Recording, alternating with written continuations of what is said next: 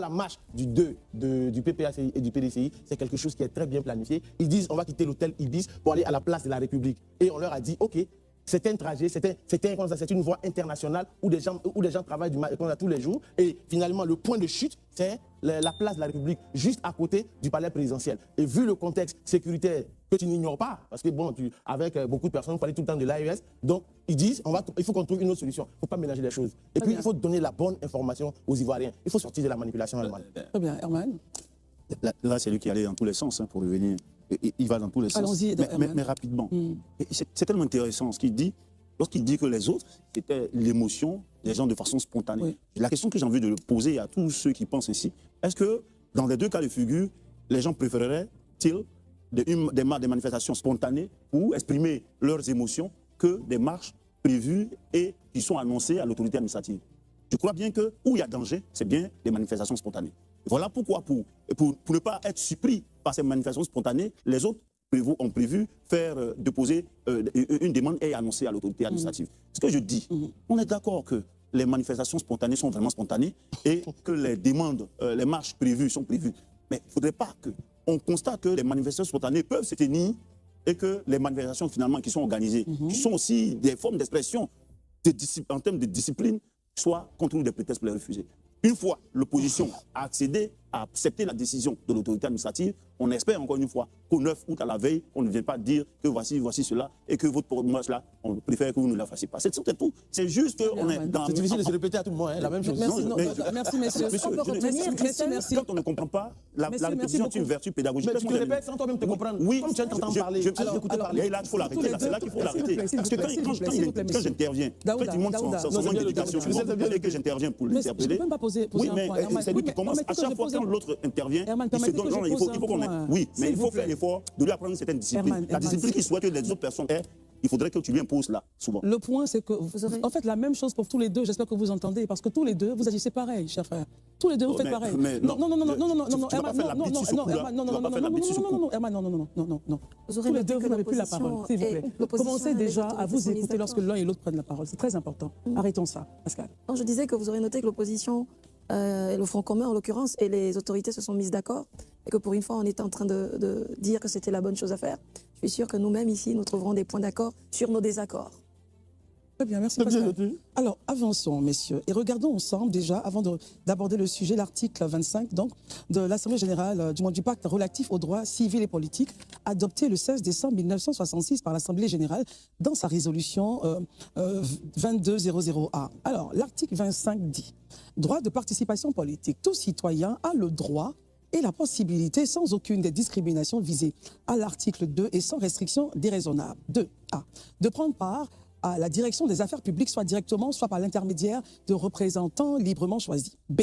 De voter et d'être élu au cours d'élections périodiques, honnêtes, au suffrage universel et égal et à bulletin secret, assurant l'expression libre de la volonté des électeurs.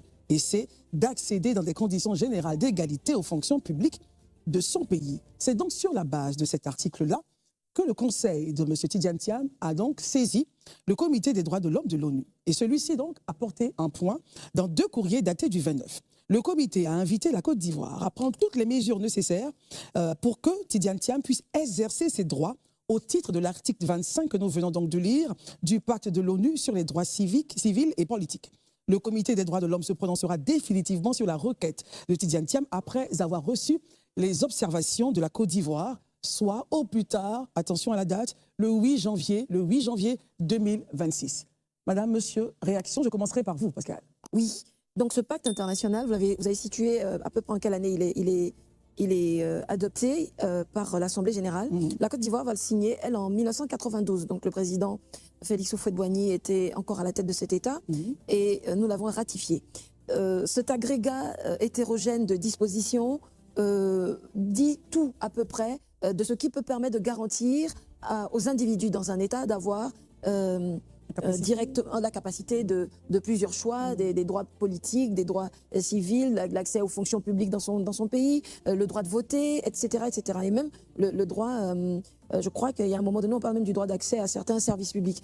Alors moi, je voudrais revenir justement sur ce communiqué, si vous êtes d'accord. Bien sûr. Et parce que les deux avocats, à ce qu'on constate, ont pris à boire et à manger dans ce communiqué. Et vous savez, l'un des charmes de la loi, c'est que, sachant l'étudier, la manipuler, etc., et ces avocats-là le font bien, ils sont dans leur rôle, eh bien, c'est de pouvoir faire dire à ce communiqué, parfois au-delà de ce qu'ils mentionnent. Mais par contre, nous, ici, notre posture, c'est de dire que le communiqué dit ceci et in extenso, c'est qu'ils ont examiné le dossier, que les rapporteurs spéciaux sur les nouvelles communications, agissant sur les nouvelles communications et mesures provisoires, ont décidé de ne pas accéder,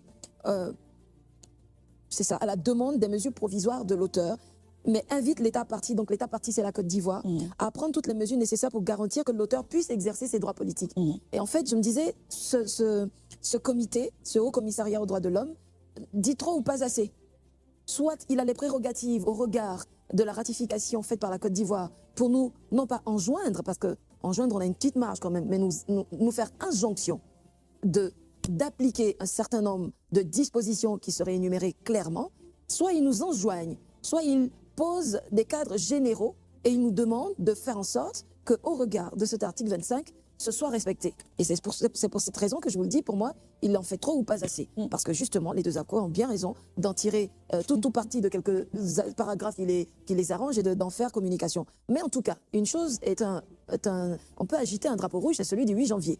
Parce que si tu... 2026, hein 2026, voilà, 2026. le 8 janvier prochain. Alors, si vous allez en justice et que la décision doit être donnée au-delà de l'action pour laquelle vous menez, de l'action que vous menez, peut-être faut également s'interroger. C'est clair. Alors donc, je rappelle que la décision nous dit, le comité des droits de l'homme se prononcera définitivement sur la requête de Tidiane Thiam après avoir reçu les observations de la Côte d'Ivoire du moins, soit au plus tard le 8 janvier 2026. Herman. Moi, je vais revenir à l'article 25 du Pacte international relatif aux droits civils et politiques. Et qui dit en substance que tout citoyen a le droit et la possibilité, sans aucune discrimination, visée à l'article 2 et sans restriction déraisonnable, je vais à la ligne B, de voter et d'être élu au cours d'élections périodiques, honnêtes, au suffrage universel et égal, et à bulletin secret, assurant l'expression libre de la volonté des électeurs. Maintenant, après, si les Nations Unies, la Commission des droits de l'homme, explicite, étaye sa position, sa décision par un autre communiqué qui balaie de revers la première décision, je leur laisse le choix. De toute façon, c'est la Côte d'Ivoire que ça concerne. Mais ce qui est intéressant, c'est que tout citoyen qui est en âge de voter ou bien d'être élu ou bien de pouvoir voter devait pouvoir être sur la liste électorale. Ce n'est pas l'événement d'enrôlement qui est finalement périodique et non pas de façon permanente, qui va empêcher un citoyen, qui devrait empêcher un citoyen qui est ivoirien, qui respecte les règles, de pouvoir participer au vote ou bien d'être sur la liste électorale. Donc, l'argument de dire qu'il faut tenir une révision de liste électorale avant d'être sur une liste électorale, je trouve que c'est injuste parce qu'à la veille d'une élection, il peut y avoir des gens qui ont 18 ans et qui ont le droit de voter, mais parce que ceux-là n'ont pas pu participer à la période de l'appel à l'enrôlement, n'ont pas pu participer à ce processus-là, ne peuvent pas accéder à ce droit-là qui est un droit pour eux. Donc, à la limite, on fait avec, mais il ne faudrait pas qu'on pense que cet arsenal, ce dispositif-là, c'est un dispositif qui est juste envers les citoyens qui ont envie de prendre part au vote. Très bien. Alors, Daouda, on a deux positions. Celle de l'État de Côte d'Ivoire qui a réagi par son avocat, maître Jean-Marc Fédidia, qui disait « Le comité n'a pas fait droit aux demandes de réintégration sur les listes électorales de M. Tidiane Thiam. Il estime que ce rejet des mesures provisoires vient valider l'éligibilité de M. Tidiane Thiam décidée par la justice fin avril 2025.